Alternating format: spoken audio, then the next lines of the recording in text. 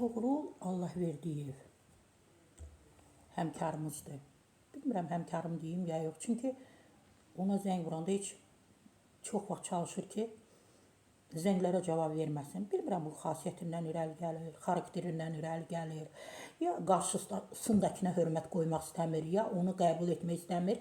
Yəni Toğrul Allahverdiyevin bu xasiyyəti var. Zəng vuranların, elə mən də zəng vurmuşam, az halda cavab verir. Belə bir imic yaradır ki, bu bütün günü işləyir, çox məşğuldur, bir dəqiqə vaxtı yoxdur, heç həmkarlarla belə danışmağa vaxtı yoxdur, zamanı yoxdur. Bəli, onu videoların paylaşıblar bir gənc oğlanla.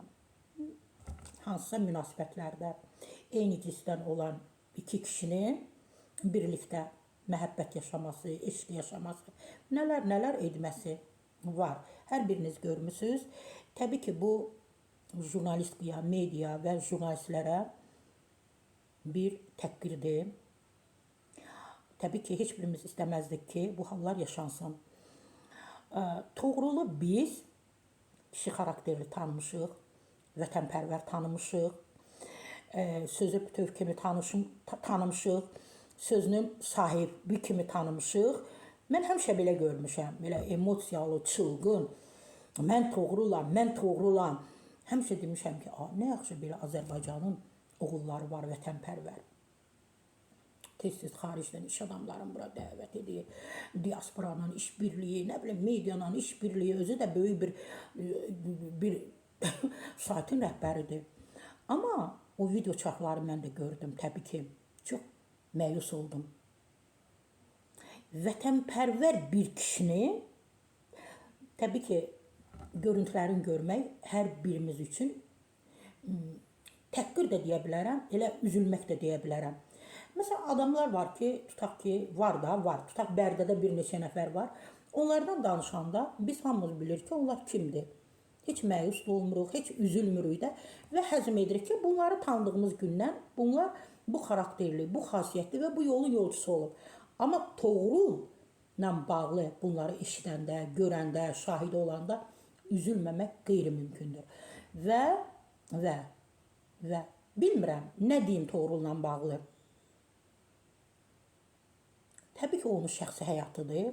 Amma bir adam, bir kişi ki, vətənpərvərlikdən danışırsa, demək, vətənpərvərliyin arxasında ən gözəl keyfiyyətlər dayanmalıdır. Həmişə Toğrulu mən vətənpərvər görmüşəm. Yenə də deyirəm, bu vətənpərvərliyin arxasında gözəl keyfiyyətlər dayanmalıdır. Bəli, o onun şəxsi işidir. Neyniyir, kimlə neyniyir filan.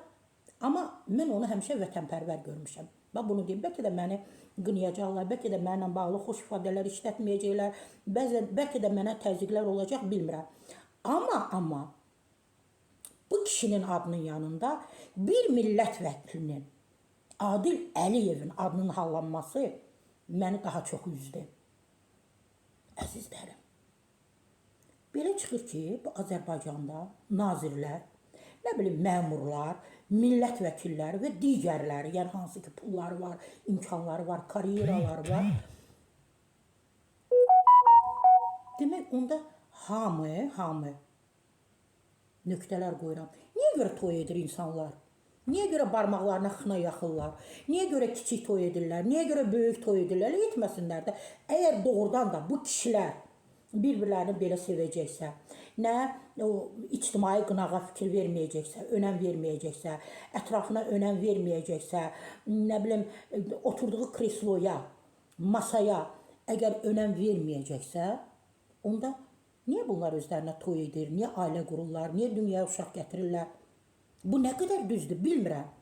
Məsələn, digərlərini də gördüm, eşitdim, adları hallanır, amma Adil Əliyevin adının hallanması mən dəhşət yaşadım. Yəni, bu nə qədər düzdür? Bəlkə səhv edirsiniz, əzizlərim. Mən düşünürəm, Adil Əliyev bu işi görməz. Sadəcə olaraq onun dostları çoxdur. Dostları çoxdur. Yaxşı, təmiz, saf dostları. Mən inanmıram, məhz millət vəkilimiz Adil Əliyev o kişilə münasibət qursun və o kişilərlə Sarə Səfra Bahadurdan məhz bu qədər.